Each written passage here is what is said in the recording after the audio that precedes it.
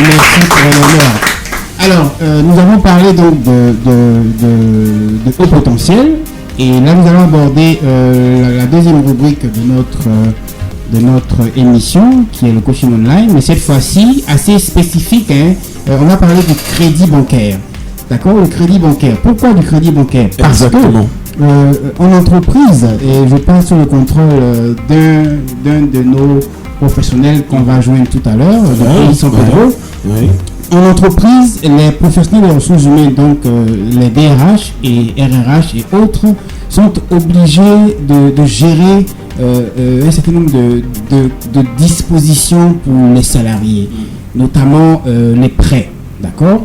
Et chaque employeur a été confronté à des situations en entreprise qui ont fait que il a été obligé de prendre des décisions qui concernaient les besoins ponctuels ou bien les ambitions, les projets de ses collaborateurs. Et ça crée souvent des confusions dans les rôles. Et aujourd'hui, sur notre plateau, nous avons Mireille Alla. Mireille Alla qui va parler avec nous du crédit bancaire. Elle va nous dire un peu qu'est-ce qu'un crédit bancaire. Et notre programme avec le crédit bancaire et avec l'intervention de Mireille Alla va se dérouler en 2 temps. D'accord? Premièrement, cette émission, on va parler du crédit bancaire pour les salariés. Les salariés qui sont en contrat à durée déterminée et les salariés qui sont en contrat à durée indéterminée. Donc on va regarder un peu quelles garanties les banques, d'accord, de façon générale, mettent en place pour ces différents types de salariés-là. Et le 1er août, nous allons aussi reprendre cette même thématique, mais pour parler cette fois-ci des étudiants et des professionnels du secteur dit informel. Exactement. Voilà, parce que beaucoup d'entreprises... Et ça, Joseph Tati est bien placé pour le savoir. Voilà, le secteur dit informel. Voilà, parce que il y a beaucoup de personnes qui travaillent dans le secteur dit informel, qui ont souvent eu l'intention de solliciter un prêt. Est-ce qu'on dit un prêt? Est-ce qu'on dit un crédit? Elle va nous dire tout à l'heure. Est-ce qu'on dit prêt bancaire? Est-ce qu'on dit crédit à la banque? Elle nous dira ça tout à l'heure. D'accord? Voilà.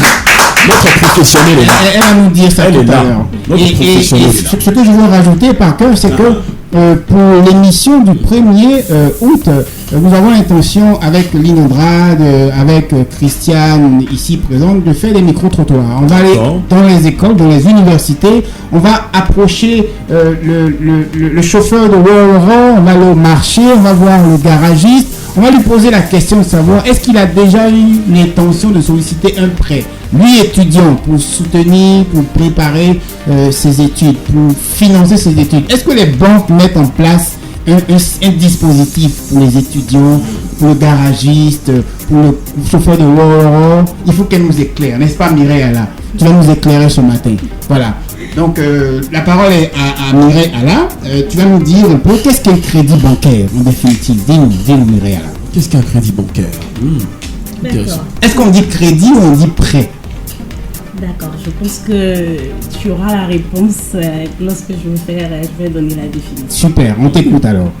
Alors, de façon assez simple, oui, on peut définir le crédit comme une mise à disposition d'argent sous forme de prêt consenti par un débiteur, donc une banque, à un créancier, consenti par un créancier au débiteur. Je reprends.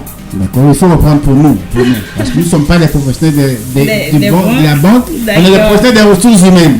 Chacun a son métier. D'accord. Donc, de façon claire, le crédit est une mise à disposition. Voilà. Le crédit est une mise à disposition d'argent. C'est-à-dire que moi, en tant qu'établissement bancaire, je donne de l'argent à une personne, à une tierce personne qui peut être soit un particulier ou soit un professionnel. Et en retour, lui doit me rembourser avec des intérêts. Ça, c'est une définition assez simple pour que tout le monde puisse comprendre les actes. Quand on parle de crédit, voici ce que c'est. Et le crédit, de façon étymologique, je veux dire dans son sens, premier vient du mot credere en latin qui veut dire croire. Ça veut dire que la banque La confiance, en fait. Justement, elle a confiance en la personne à qui elle fait le crédit. D'accord. Pour que cette personne, en retour, puisse lui rembourser son argent. Wow, c'est magnifique, c'est super. D'accord. On est toujours avec notre professionnel, notre analyste risque crédit, notre invité Mireille Alla. Tout à fait. Charles, tout à fait. Oui. Alors, Mireille, moi, j'ai un de mes étudiants, une des personnes qui m'a passé une question. Est-ce qu'on dit prendre un crédit ou prendre un prêt? Les deux se disent. Ah, donc je vais prendre un prêt à la banque. Oui. Est-ce qu'on dit ça? On dit plutôt je vais solliciter un prêt à la banque, Oui. ou bien je vais demander crédit à la banque? Je vais solliciter un crédit, je vais demander un prêt à la banque. Les deux se disent. D'accord, merci de nous préciser cela. Alors, dis-nous Mireille, quels sont les différents types de crédits qui existent? Alors, dans le domaine bancaire, les crédits sont divisés en deux grandes familles. D'accord. Il y a le crédit aux particuliers et le crédit aux entreprises. D'accord. Voilà, on entend par particulier toute personne individuelle et en entreprise, comme des petites entreprises, comme de grandes entreprises. Donc, les crédits sont divisés en deux grandes catégories. La catégorie pour les particuliers et la catégorie pour les professionnels ou entreprises. D'accord. Et ce qui nous intéresse, ce sont les deux catégories. Donc, crédit pour les particuliers, crédit pour les professionnels. C'est bien ça? C'est bien ça. D'accord. Qu'est-ce que vous mettez dans le vocable professionnel? Est-ce que, tout à l'heure, j'ai dit secteur dit informel. Joseph a réagi. Oui. Mais quand vous dites professionnel, de qui vous parlez? D'accord. Quand on parle de professionnel, c'est toute entité qui a une activité commerciale qui lui rapporte forcément du revenu. Ce sont ces personnes-là qui sont catégorisées dans la partie professionnelle ou entreprise. Dans la partie professionnelle, par exemple, on la subdivise en deux grandes parties aussi. C'est-à-dire la première partie considérée des professionnels, c'est-à-dire les petites entreprises qui ont un chiffre d'affaires compris entre 0 et le milliard l'année. Les petites entreprises ont un chiffre d'affaires entre 0 et le milliard l'année. Ça, c'est le chiffre d'affaires. Quand est-ce qu'on va devenir de grandes entreprises alors nous? Il s'agit là du chiffre d'affaires, pas forcément le revenu. Le résultat net là, il s'agit du chiffre d'affaires. Et en dehors, au-delà du milliard, il s'agit là des grandes entreprises. D'accord. Voilà, donc c'est comme ça que c'est catégorisé au niveau des entreprises. Ok, d'accord. Une question, Joseph? Joseph Dadier, une question. Ouais, voilà. Bon, ma question elle serait un peu très simple. À Mireille Alla, la professionnelle.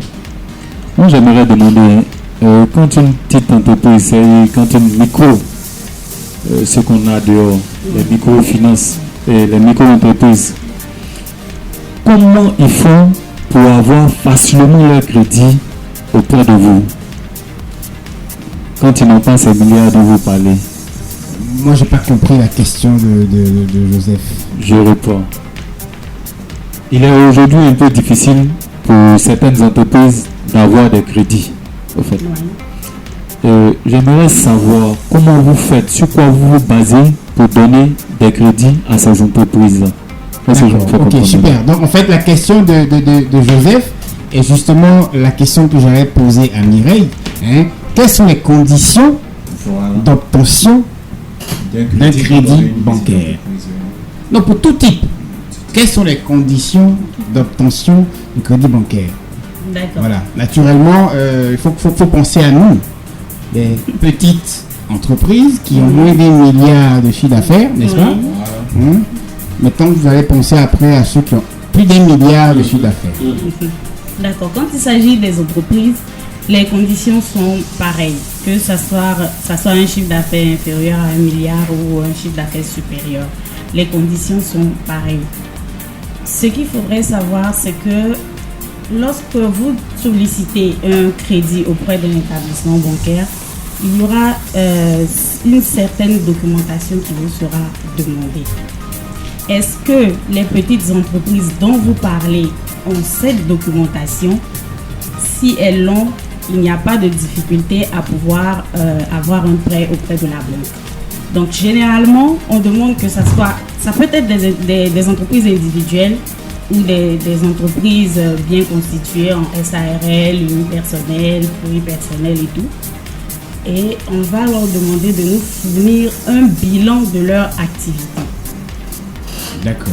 Et c'est à la suite de l'analyse de ce bilan-là, en fonction de la demande faite par le client, qu'on voit si on peut l'accompagner ou pas, ou dans quelle mesure on peut l'accompagner. Contrairement aux personnes dont vous parlez, qui sont par exemple dans les marchés et tout, vu que j'ai eu une expérience aussi en microfinance, généralement ces personnes sont redirigées vers la microfinance qui est moins exigeante au niveau des documents par exemple, pour pouvoir avoir accès aux différents financements. Donc, pour avoir accès au financement, en fonction de la catégorie où on se situe, on se dirige vers les établissements qui sont censés pouvoir nous aider. Par exemple, le monsieur qui vend, des poulets au marché de Cocody a besoin d'un fonds de roulement de 200 000 ou 300 000 parce que les fêtes approchent, ne peut pas, en fonction de son besoin, se rapprocher d'un établissement bancaire. En fonction de son besoin, se rapprochera plutôt d'une microfinance qui sera à même là de satisfaire son besoin en fonction de son activité, en fonction de la catégorie dans laquelle il se situe. D'accord, ça c'est très très très intéressant de le savoir. Lynn voulait poser une question, il me semble. Oui, j'ai une question. J'aimerais savoir qu'est-ce qui prouve que l'entreprise va vous rembourser votre argent après ce prêt-là. Parce que de nos jours, il faut dire que les gens ne sont pas tout à fait honnêtes. Voilà, ils peuvent prendre l'argent et partir. Donc, dans ce cas-là, qu'est-ce que vous faites? Là, j'aimerais demander dans quel cadre on se situe. On se situe toujours dans le cadre du marchand de marché de Cocody. Ici, c'est Cocody, hein, Mireille. Oui, c'est ça. Donc, dans le cadre de ce marchand-là, on sort carrément du cadre bancaire. D'accord. On est dans le cadre d'une petite activité qui demande à être financée. Ce qui est fait, c'est une évaluation de l'activité. Il y a un analyste qui va voir l'activité, qui se déplace et qui fait une évaluation de l'activité. Il cherche à savoir combien est-ce que l'activité rapporte chaque jour, nous ramène au mois, à l'année, et essaie de dégager la capacité de remboursement de ce client. On y enlève ses charges familiales et tout, et on arrive à dire, bon, avec cette capacité, nous, on va utiliser juste 60% de cette capacité pour lui faire un financement. Je dis n'importe quoi. Si le client, par exemple, au-delà, juste après l'analyse, se retrouve à avoir une capacité de remboursement de 150 000, on va se dire, bon, dans les 150 000, nous, on lui fera une proposition où il aura remboursé, par exemple, 70 000 francs par mois. Donc, dès qu'on lui fait ce crédit-là, par derrière, puisque ce sont de petits commerçants, on demande à ce qu'il ait un aval. Généralement, quelqu'un aussi qui a une activité ou un salaire qui, en cas de défaut du prêteur principal, pourra venir se substituer, c'est ça, c'est bien ça. Exactement. D'accord. Voilà. Donc c'est comme ça que fonctionne un peu la microfinance, pour s'assurer que le crédit qu'elle a mis à disposition sera remboursé sans appel. Ok, c'est parfait. Je crois qu'elle veut poser une question. Oui, Manuela veut poser une question. Oui, j'ai une question. J'ai longtemps entendu beaucoup de polémiques au sujet de crédit bancaire. Aujourd'hui, comme j'ai eu la chance d'avoir une professionnelle en face de moi, je vais profiter. D'accord, allez-y. Quelqu'un qui... Là, on va parler de crédit pour les particuliers. D'accord. Déjà, j'ai entendu dire qu'une personne qui n'a rien ou mais qui n'a pas de compte bancaire ne peut même pas essayer même de prendre un prêt bancaire. C'est-à-dire quelqu'un qui n'a pas de réalisation, qui n'a rien, qui n'a pas de maison, qui n'a pas de bien, ne peut pas prendre de crédit à la banque. C'est ce que j'ai appris. Donc, comme j'ai une professionnelle en face de moi, je veux savoir quelqu'un qui veut réaliser des choses, qui n'a vraiment pas d'argent, qui n'a rien comme bien. mais qui a des projets, est-ce que cette personne peut se permettre de demander un crédit bancaire? Autrement dit, ce que Manuela demande, oui. Quelle garantie? C'est ça. Voilà. Hein, pour l'individu lambda qui n'est ni un professionnel oui, c'est ça, monsieur. du secteur bien formalisé, oui. ou un particulier salarié ou autre, oui. Quelles garanties lui sont demandées? Oui. Ou alors il n'a pas le droit de solliciter. C'est ça, monsieur. Il est exclu. C'est bien ça, hein? C'est ça. Okay. C'est ça. Merci, monsieur Guillaume. Non, pas de problème. D'accord. Ce qu'il faudrait savoir, c'est que la banque, c'est un établissement financier, certes, mais la banque aussi doit faire des profits. La banque fait du business. C'est vrai qu'elle met à disposition l'argent nécessaire, mais elle fait aussi du business. C'est comme toute activité que vous faites. C'est-à-dire que quand vous démarrez une activité, c'est pour forcément en retour avoir des bénéfices. Et la banque fonctionne pareil. Pour pouvoir vous faire un financement, il faut qu'on sache quelle sera la source de remboursement. D'accord. Vous êtes un particulier, vous venez à la banque pour solliciter le crédit, certes, mais vous nous remboursez comment? Okay. C'est la préoccupation première. Comment est-ce que vous nous remboursez? Si cette personne est salariée, tant mieux. Le salaire, déjà, est une garantie, est la première garantie pour le remboursement d'un crédit quand cette personne est salariée. D'accord.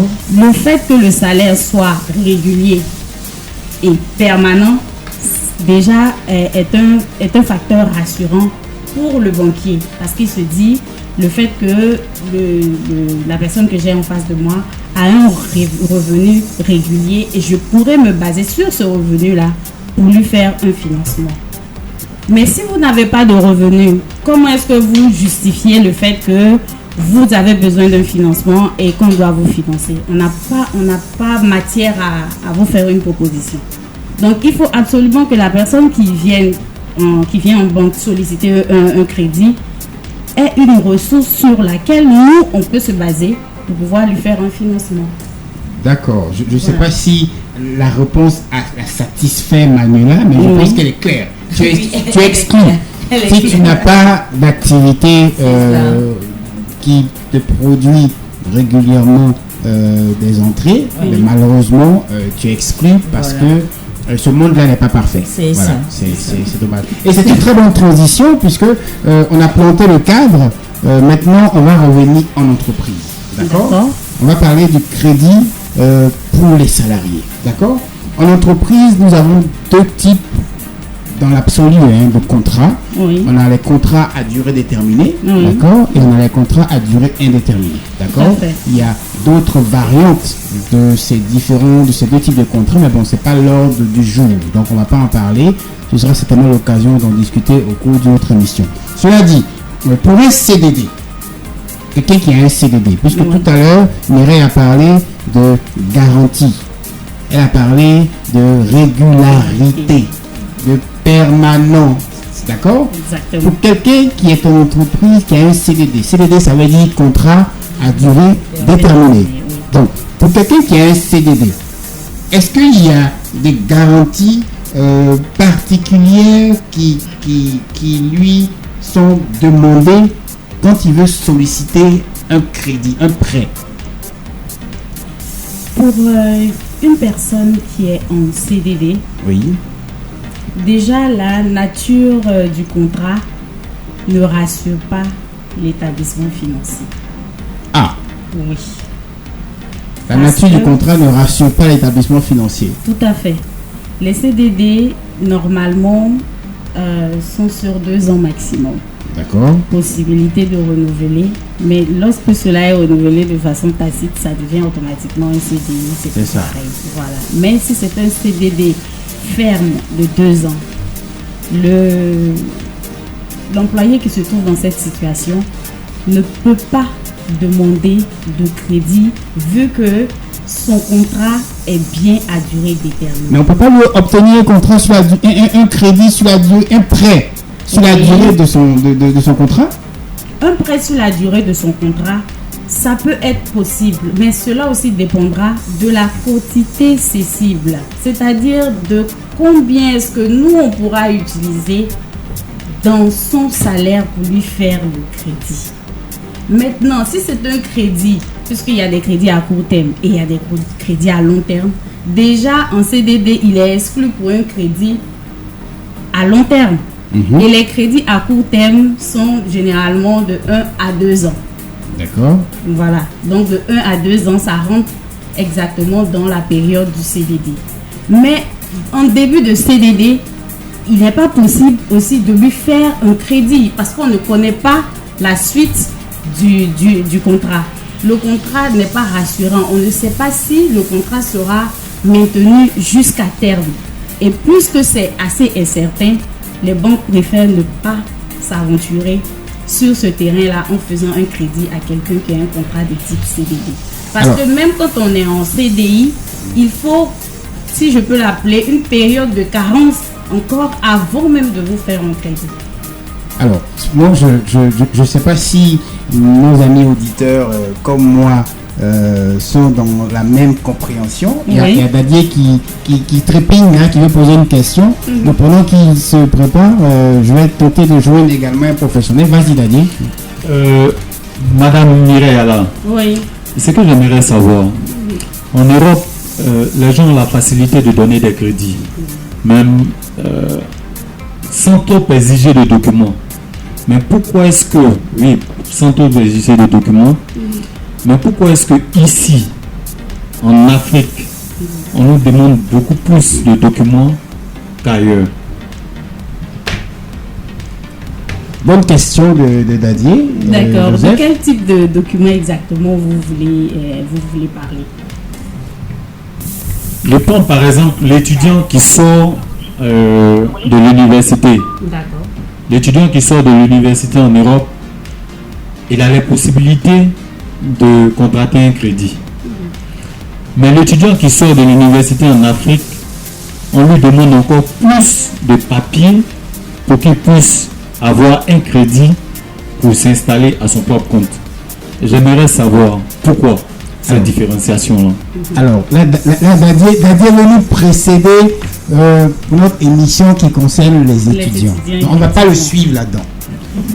Avec ton accord, on préfère donner rendez-vous aux étudiants auditeurs qui vont nous suivre le 1er août. D'accord. Pour aujourd'hui, on veut parler des salariés. D'accord. Les CDD et les CDI. Ce que je retiens de l'intervention de Mireille et qui va m'amener à lui poser une autre question que je reçois d'un de mes contacts, c'est que comme Manuela qui a posé tout à l'heure la question, les CDD sont manifestement exclus de toute possibilité de bénéficier d'un crédit auprès des banques. C'est bien ça. C'est bien ça. Malheureusement, c'est bien ça. Malheureusement, oui. Comment est-ce que les salariés, puisque le CDD c'était un levier opérationnel, c'était un levier de management. Dans une entreprise, tout le monde ne peut pas être en CDI. Donc on est obligé d'avoir des CDD. Et choisir d'octroyer des CDD à des personnes, ça peut être lié à soit un surcroît d'activité, mais ça peut aussi être lié ponctuellement à une situation qui fait qu'on a besoin de remplacer dans un délai bien précis un salarié qui est indisponible pour une raison ou pour une autre. Cela dit, même si ce contexte-là il est prévu, la loi dispose aussi que si vous utilisez à l'excès le CDD, ça veut dire qu'il y a un besoin. Donc, la loi va vous obliger à un moment donné à transformer ce CDD-là en CDI. Puisque vous avez manifestement un besoin. Vous ne pouvez pas systématiquement et régulièrement utiliser des CDD et puis changer tout le temps. Si les partenaires extérieurs de l'entreprise, comme on aime le dire, les partenaires sociaux extérieurs à l'entreprise, donc l'inspection du travail, se rend compte dans sa relation avec l'entreprise que l'utilisation, le recours au CDD devient un créneau pour ne pas respecter les dispositions qui sont prévues, ils ont le droit, elle a le droit donc de rappeler à l'ordre cet employeur-là. Cela dit, ils sont exclus. Alors, mais les prêts que vous mettez à disposition ne concernent donc les CDI. Absolument. Alors, dans ces conditions, quelle garantie vous demandez au CDI alors? Au CDI, là aussi, il y a certaines garanties, effectivement. D'abord, il faut qu'il ait une ancienneté aussi dans le CDI. D'accord. C'est-à-dire, en étant en CDI, il faut que l'employé qui vient auprès de sa banque ait une ancienneté en CDI comprise entre 6 et 1 année. Donc, pour certaines banques, elles acceptent au bout de 6 mois, pour certaines au bout d'1 année. D'accord. Allô? Oui, monsieur Yoro, bonjour.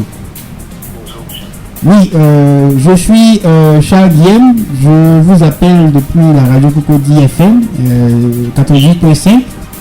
Vous nous suivez, je pense, sur nos différents réseaux sociaux. Merci. Vous êtes un professionnel avec plus de 25 ans d'expérience comme dans le domaine des ressources humaines. Voilà. Nous avons sur le plateau avec nous Madame Alain Mireille, qui est une professionnelle du secteur bancaire. Et nous parlons du crédit bancaire.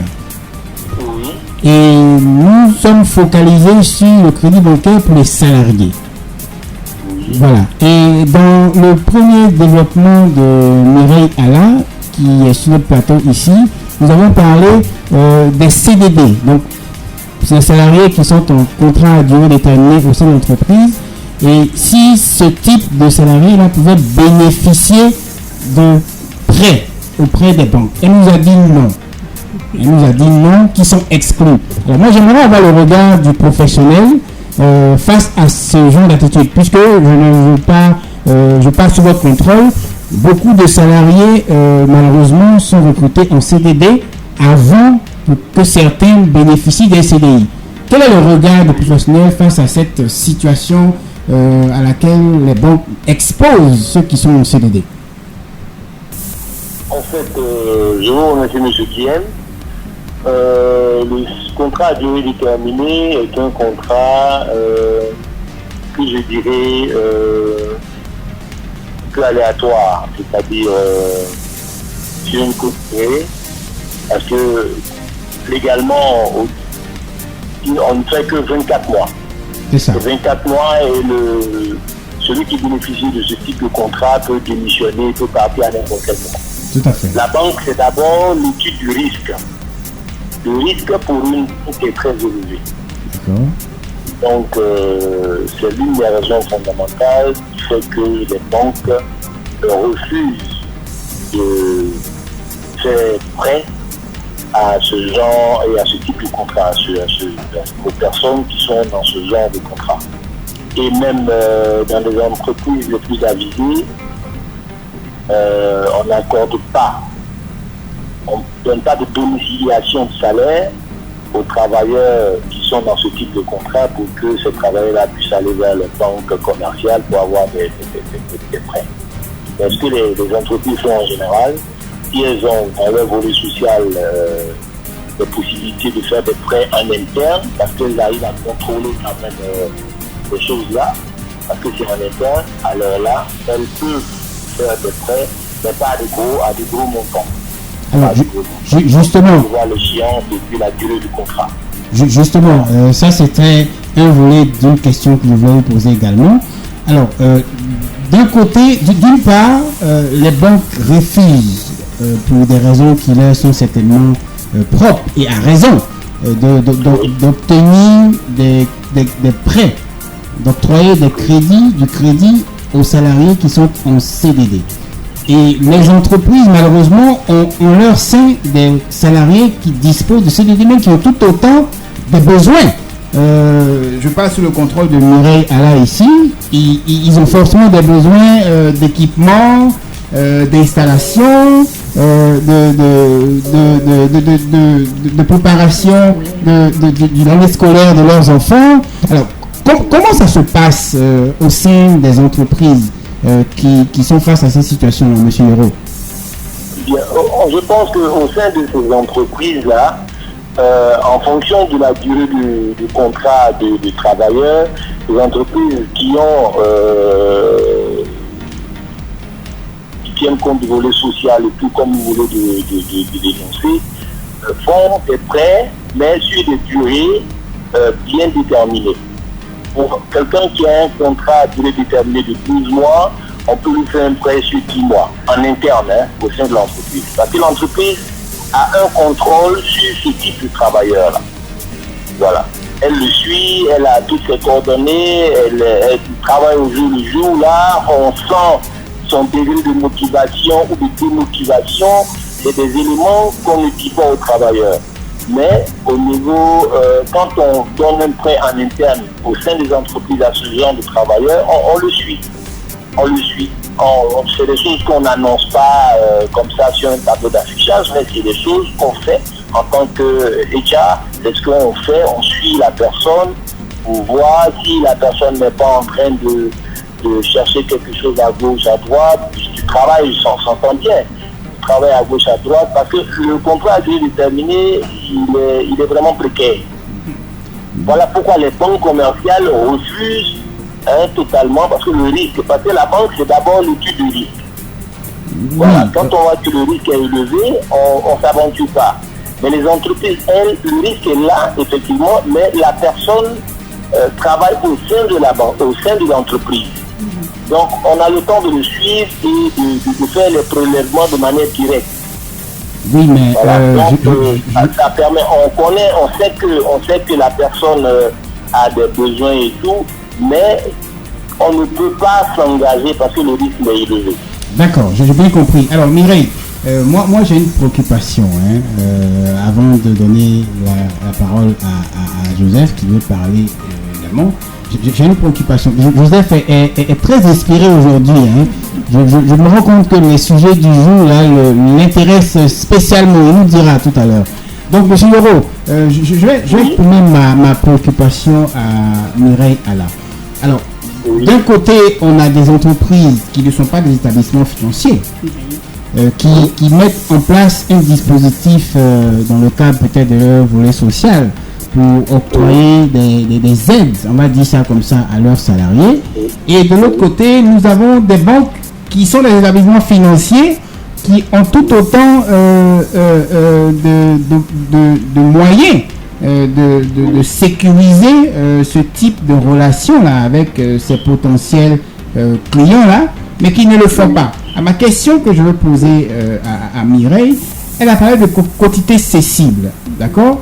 Comment ça fonctionnerait entre la banque et l'entreprise pour ce qui concerne de l'utilisation de la quotité cessible pour un CDD, mais aussi pour un CDI, parce qu'il y a des CDI qui bénéficient en interne de l'entreprise d'un prêt, mais qui sollicitent également des prêts à la banque. Monsieur Hérault, je pense que vous savez de quoi je parle.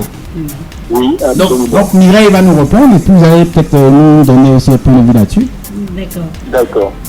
Donc, comme je le disais, pour pouvoir avoir un crédit à la banque, on vous demandera pour les salariés un certain type de documents. Donc, on va forcément aussi vous demander votre bulletin de salaire. Et sur le bulletin de salaire, généralement, quand les employés ont des crédits avec leur employeur, c'est marqué sur le bulletin de salaire.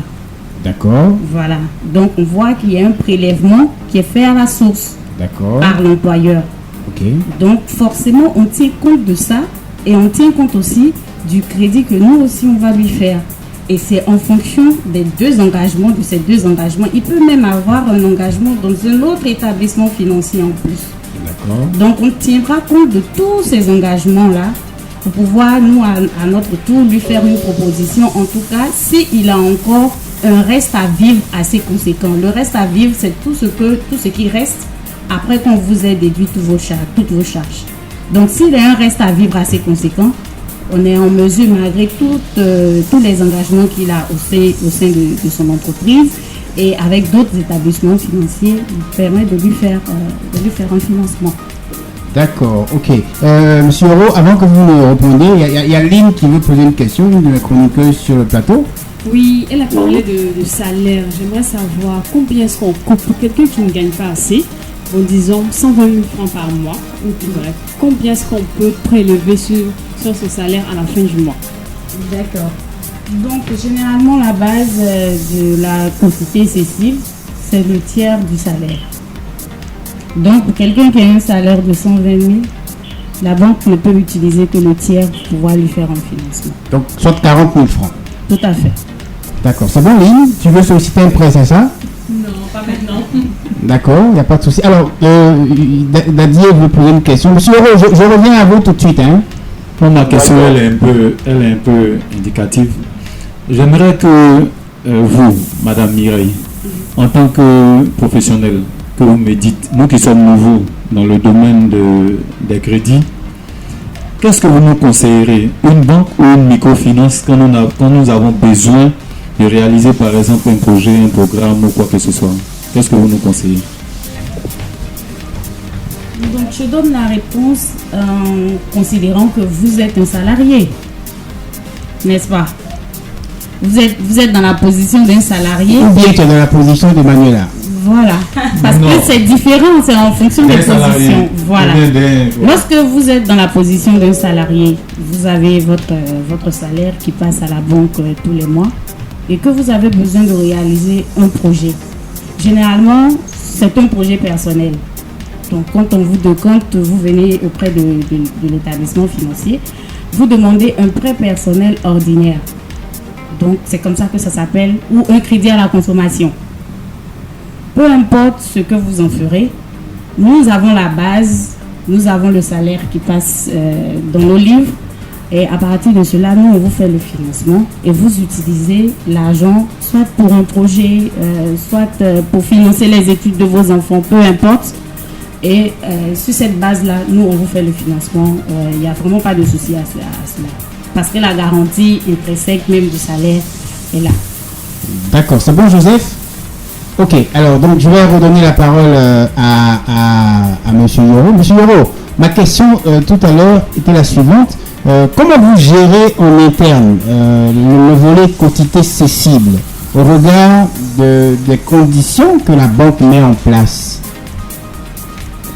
Bien, comme c'est un... Nous, chez nous, ce qu'on fait, on s'assure d'abord, avant de signer une domiciliation pour un travailleur, on s'assure d'abord qu'en interne, il n'y a pas de prêt, il ne doit rien, et tout cela. Mais en plus de cela, on lui fait signer un engagement dans lequel il ne va plus jamais prendre, durant la période de sa relation avec sa banque, il ne va plus prendre ni d'avance sur salaire, ni de prêt en interne, parce qu'il y a plusieurs séries de prêts dans notre entreprise, il y a plusieurs types de prêts, ni d'avance sur salaire, ni de prêt en entreprise. Il s'engage à cela. Ici, c'est à partir de cet engagement que nous lui délivrons maintenant une domiciliation. De sorte à ce que l'intégralité de son salaire passe sur son compte quand on fait le virement, arrive sur son compte. Voilà. Et dans la domiciliation, l'entreprise s'engage à reverser, en cas de rupture de contrat avec le travailleur, à reverser son solde de tout compte sur le compte de la banque en question. Alors, voilà. si j'ai bien compris, oui, allez-y. La relation entre le banquier et le travailleur, c'est une relation personnelle. L'entreprise même n'a rien à voir dedans. Donc, c'est entre le travailleur et le banquier, c'est là maintenant qu'intervient la notion de quotité cessible. Cette quotité, conformément à la législation en vigueur, c'est une partie du salaire, parce que le salaire, d'abord, il a essentiellement pour but l'alimentaire du travailleur et de sa famille. Donc on ne peut pas lui prendre ce qu'on veut, comme par exemple ce qu'on appelle les marguillages, c'est-à-dire les usuries, les prêts les usuries, tout cela, ils font. Donc cela répond quand même à un respect de certaines législations.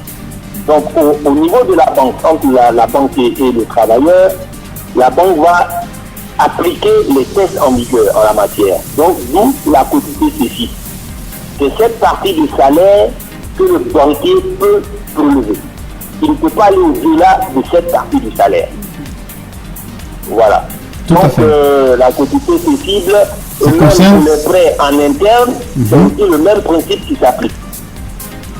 On ne peut pas prendre en plus de la quotité cécible. On ne peut pas prendre plus que ça. Voilà, parce que le reste du salaire appartient au travailleur pour pouvoir s'occuper de sa famille. D'accord. Alors, Mireille, j'ai vu que Manuela a levé la main. Avant de te donner la parole, Manuela, j'ai une question quand même. Quotité cécible en interne au niveau de l'entreprise, quotité cécible au niveau de la banque. Finalement, on peut avoir plusieurs quotités cécibles. C'est-à-dire que... Monsieur Guillaume, oui, monsieur je vais apporter une précision par rapport aux prêts en interne. D'accord. Voilà, conformément à la législation, à la loi du Code du travail de 2015, en plus de l'application de la quotité cécible en entreprise, il faut que le travailleur même donne une autorisation à son employeur de prélever sur son salaire. Exactement. Voilà. Si cette autorisation, il y a une procédure qui est engagée auprès de l'inspection du travail du ressort et le travailleur va signer cette autorisation-là. L'inspecteur aussi va viser. Pour prévenir les conflits éventuellement. Voilà, pour pouvoir prélever sur le salaire. Sinon, l'employeur n'a pas le droit de prélever sur le salaire du travailleur. Et ça permet de prévenir et d'anticiper les conflits éventuels. Les départs anticipés brusques des salariés. N'est-ce pas? C'est bien ça, hein? Oui. D'accord. Alors, je reviens. On va laisser Manuela poser une question. Je suis sûr que c'est à Mireille qui avait posé la question parce qu'elle n'était pas satisfaite tout à l'heure. Non, monsieur Guillaume, je suis satisfaite. Comme nous sommes dans le thème de crédit bancaire et autres, moi, il y a une question qui me vient en tête. L'hypothèque. L'hypothèque. J'entends beaucoup hypothèque dans les films et autres. Je vois, on dit que la banque a hypothéqué la maison de quelqu'un, la banque a hypothéqué un tel bien. Donc aujourd'hui, moi, j'aimerais avoir beaucoup d'éclaircissements sur ce qu'on appelle l'hypothèque et pourquoi est-ce qu'on hypothèque un bien ou la maison, un bien, voilà, de quelqu'un qui a pris un prêt bancaire. D'accord. Mireille? D'accord. Généralement, l'hypothèque s'applique aux biens immobiliers. Donc, tout ce qui est maison classique, les bâtiments et tout, c'est sur les biens immobiliers que les hypothèques sont faites. L'hypothèque intervient lorsque le client, dont je parle de celui qui vient me voir à la banque, demande un crédit immobilier. Il a une maison qui l'intéresse, il a un salaire assez conséquent, il a une quantité cécible acceptable et il me demande un crédit de 100 millions pour pouvoir acheter sa maison. Donc après l'analyse du dossier, la banque est d'accord, la banque lui fait un crédit de 100 millions pour acheter sa maison. Mais le crédit de 100 millions que la banque te fait est couvert par une hypothèque. C'est-à-dire que durant la période du crédit, la maison pour laquelle je t'ai donné 100 millions m'appartient. Vous comprenez? Si le crédit a été par exemple sollicité pour une période de 15 ans, vous avez 15 ans pour me rembourser les 100 millions que je vous ai fait. Pendant la période des 15 ans, la maison appartient à la banque parce que avant même de vous faire le décaissement, de façon juridique, on va s'assurer que l'hypothèque de premier rang, c'est-à-dire qu'on a le premier droit sur la maison, c'est-à-dire demain s'il y a des litiges, la banque est prioritaire sur ce bien-là. D'accord. Voilà, et vous remboursez votre crédit normalement jusqu'à la fin. La banque vous donne un document, une levée d'hypothèque est faite et la maison vous revient. D'accord. Mais au cas où il y a des incidents, par exemple, pendant le remboursement, et qu'on constate malheureusement que ce client-là est en défaut, et c'est vraiment compliqué de pouvoir, soit il a perdu son travail, il n'a pas eu un nouveau boulot pendant une longue période, à ce moment-là, on peut faire appliquer l'hypothèque. On peut faire une mise en œuvre de cette hypothèque-là et récupérer la maison. Tout à fait. D'accord. Mais la maison est récupérée généralement en fonction de ce que le client aura déjà payé et en fonction de ce qu'il reste à payer. Si la vente est faite, ce que le client a déjà payé sera remboursé. Tout à fait. Merci Mireille. D'accord. Ok, ça marche. Alors, moi, j'ai une question à poser à la fois à M. Yoro et à Mireille. D'accord. D'accord. Monsieur Yoro, vous êtes là? Oui, je suis là. D'accord. Alors, la question est la suivante. C'est un auditeur qui vient à peine de me faire tomber la question. Il dit, qu'est-ce qui se passe en fin de situation de prêt pour un salarié qui a démissionné, qui avait reçu une domiciliation de son employeur, puisque tout à l'heure, comme M. Yoro parlait, il a dit, on adresse la domiciliation uniquement aux personnes qui ont le CDI. Tout à fait. D'une part, et Mireille a recherché pour dire on a besoin d'un certain nombre de documents que le salarié doit nous produire avant de lui octroyer le prêt. Alors, parlons donc de cet avis de domiciliation-là. Quelle est la responsabilité, et c'est la question de mon auditeur, quelle est la responsabilité de l'employeur et quelle est celle du salarié au regard de la banque pour l'engagement qui a été pris dès lors que on se retrouve en fin de contrat? Ok, bien. Tu comprends la question, Mireille? D'accord. Donc, le contrat, c'est-à-dire la rupture du contrat de travail, même si c'est un CDI, c'est ça? Tout à fait, tout à fait. Ok, bien.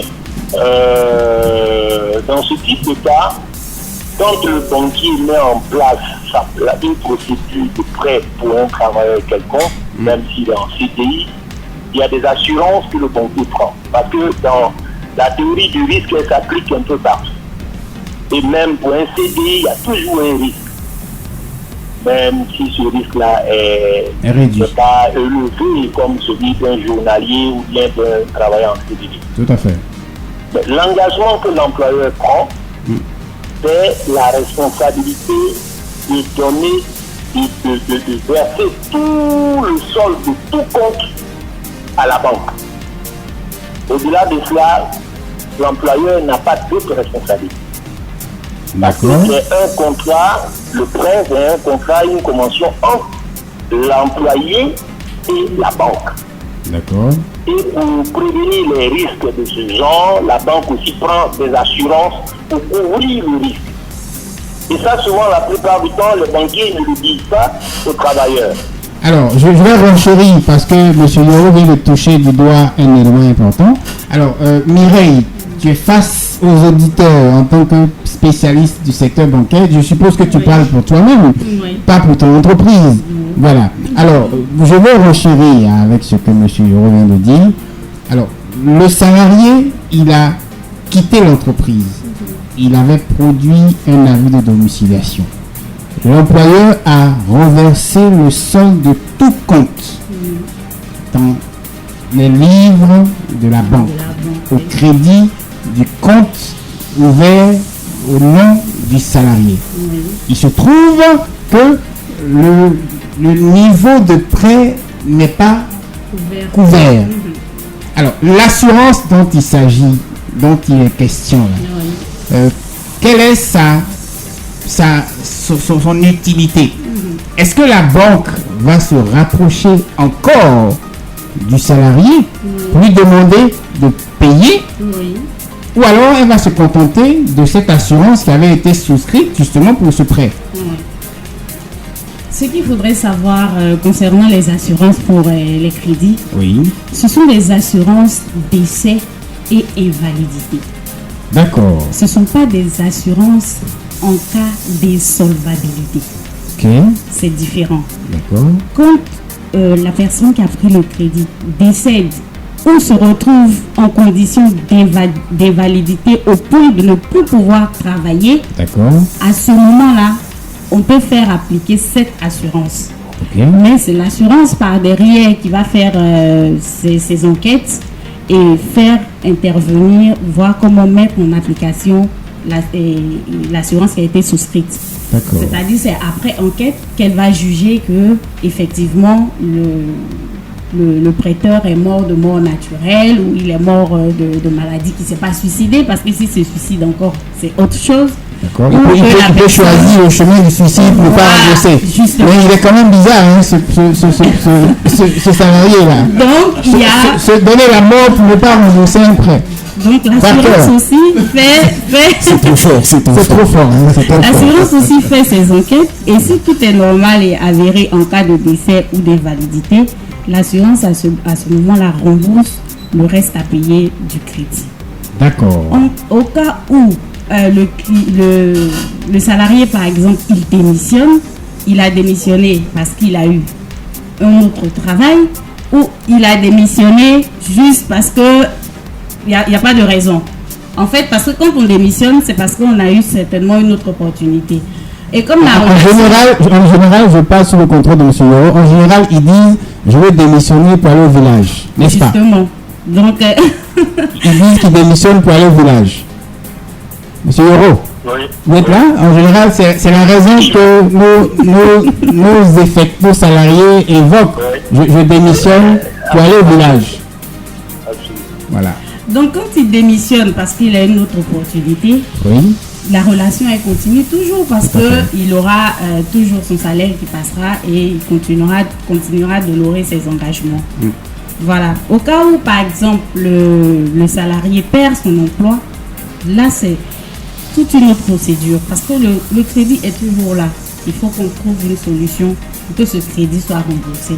Et à ce moment-là, dans les procédures internes de la banque, au bout d'un certain temps où on constate des impayés sur le compte, on passe au service précontentieux, ensuite on passe au service contentieux, on essaie de rencontrer le salarié en question pour trouver des solutions pour le remboursement de la dette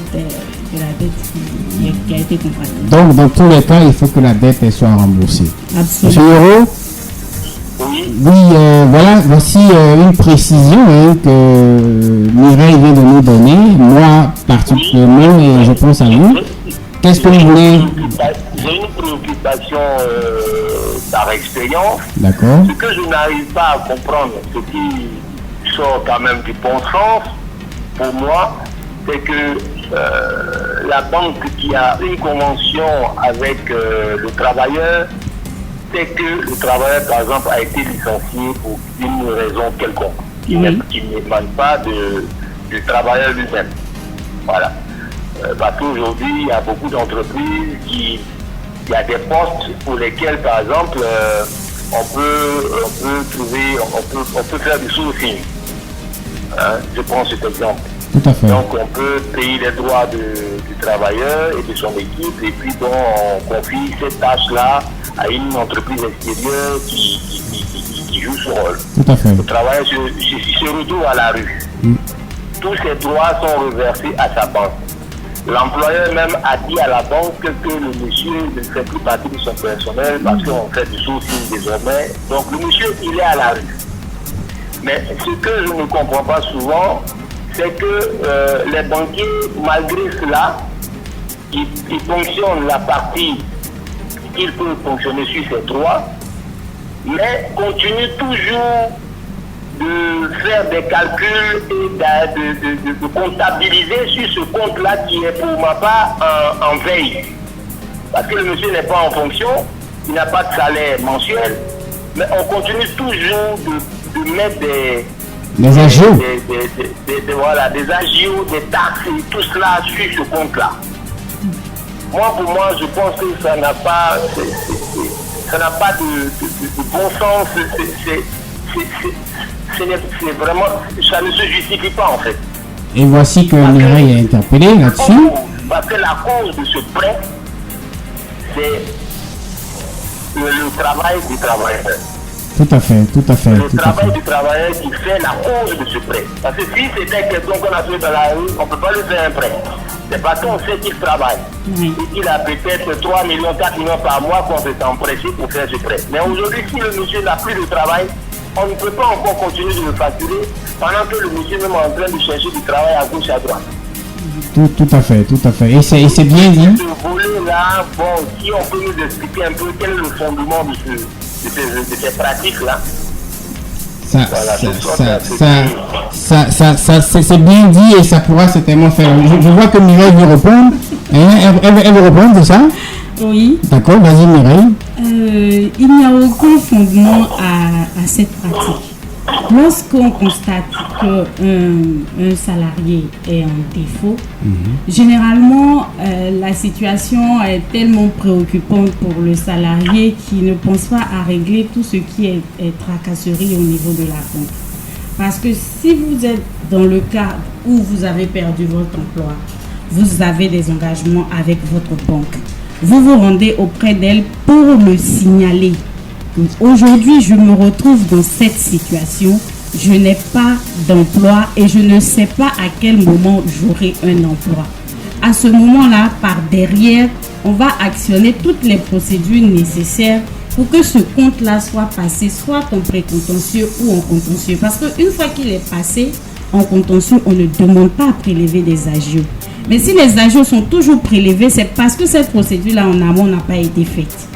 D'accord, ça c'était bien précisé et je pense que ça pourrait certainement faire l'objet d'un autre sujet avec lequel on sera bien heureux de partager avec Mireille. Monsieur Leroux, un dernier mot pour qu'on puisse vous libérer. Merci déjà de vous être prêté à ce jeu de questions là en ligne depuis San Pedro. Comment ça va à San Pedro?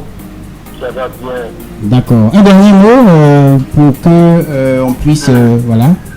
Je remercie la radio, je remercie toutes ces personnes qui viennent de nous prendre leur week-end pour faire cette émission, les techniciens, ceux qui sont... Parker, Manuela, Joseph, Lynn Ombrad. Tout le monde. Et je pense que désormais, pour les entreprises, les RH devraient aussi faire des modules de formation pour mieux renseigner les travailleurs. Tout à fait. Pour qu'ils sachent un peu où ils mettent les pieds, qu'ils sachent un peu quelles sont les différentes possibilités au niveau des banques. Parce qu'aujourd'hui, ils se mettent les gens à l'emporte-pièce, ils prennent des prêts, des crédits, et en général, ils font rien de bon avec. Ouais, malheureusement. Quand ils prennent l'argent, c'est autre chose qu'ils font. Et puis après, ils se retrouvent avec des prêts sur 2 ans, 3 ans, 4 ans, ils ne s'en sortent pas, et ça impacte beaucoup l'environnement de travail. Tout à fait. Il n'arrive plus à payer son loyer, il n'arrive plus à soigner ses enfants, il n'arrive plus à donner l'argent du propose, où il commence le premier du mois, où il dit qu'il n'a plus rien, et c'est la bagarre à la maison et tout. Donc, il revient aussi aux gestionnaires des ressources humaines, c'est de leur responsabilité entièrement, de mettre sur pied des modules de formation pour former les travailleurs sur le budget, la gestion du budget familial, parce que ça fait partie de la gestion du budget familial. Tout à fait. Voilà. Donc c'est un élément fondamental, mais les gens, la plupart du temps, ils passent la main dessus, ils négligent, ils ne tiennent pas compte véritablement de ce volet-là. Pourtant, c'est le volet le plus sensible même de la gestion des soins. Tout à fait. Et en tout cas, merci beaucoup. Merci de vous aussi, de vous être prêté à ce jeu-là. On vous verra certainement avec nous une prochaine fois en ligne, n'est-ce pas, M. Euro? Il n'y a pas de problème. Voilà. Merci. Je n'ai pas l'occupation au niveau professionnel, je serai libre, je pourrai toujours participer à votre émission.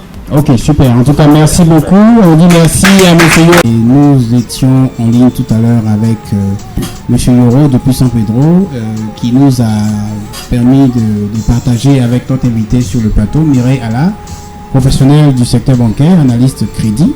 Et nous avons abordé un certain nombre de questions qui concernent les salariés de l'entreprise, notamment qui sont en CDD, malheureusement qui sont exclus, n'est-ce pas Manuela, exclus comme ceux qui n'ont pas d'activité. Oui, voilà. C'est dommage pour eux, pour nous, pour vous. Oui.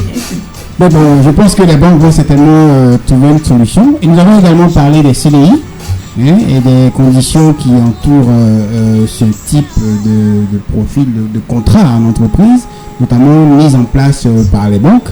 On a parlé de quantité sensible. Et Dadi a posé une question hors antenne. Donc, on va lui proposer de reposer la question pour que Mireille Alla lui réponde, pour que nos auditeurs tous soient aussi au fait de cette réponse-là.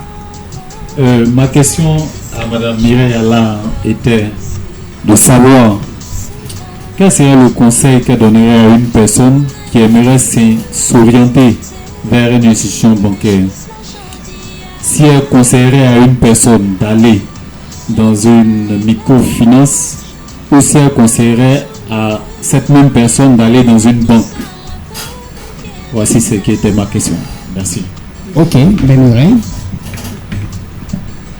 Alors, pour cette question, comme je l'ai dit, la banque veut avoir de la ressource. La banque limite les risques. La banque veut être rassurée sur le fait que l'argent qu'elle a prêté pourra être restitué. Alors, quand vous avez un salaire, que vous êtes salarié, que vous avez un salaire qui passe dans la banque, à ce moment-là, vous avez la possibilité, il est plus aisé pour un salarié avec un revenu fixe d'avoir un crédit dans une banque. Quand vous vous retrouvez dans la condition d'un commerçant, un petit commerçant qui a besoin d'un peu d'argent pour renforcer son fonds de roulement, à ce moment-là, il est préférable de se diriger vers les microfinances. La procédure est moins contraignante et elle répond plus aux besoins de ce petit commerçant-là. Donc, en fonction de votre catégorie et en fonction des besoins que vous voulez couvrir, vous vous dirigez soit vers la banque, soit vers la microfinance. Donc, pour un salarié, c'est beaucoup plus aisé de se diriger vers la banque.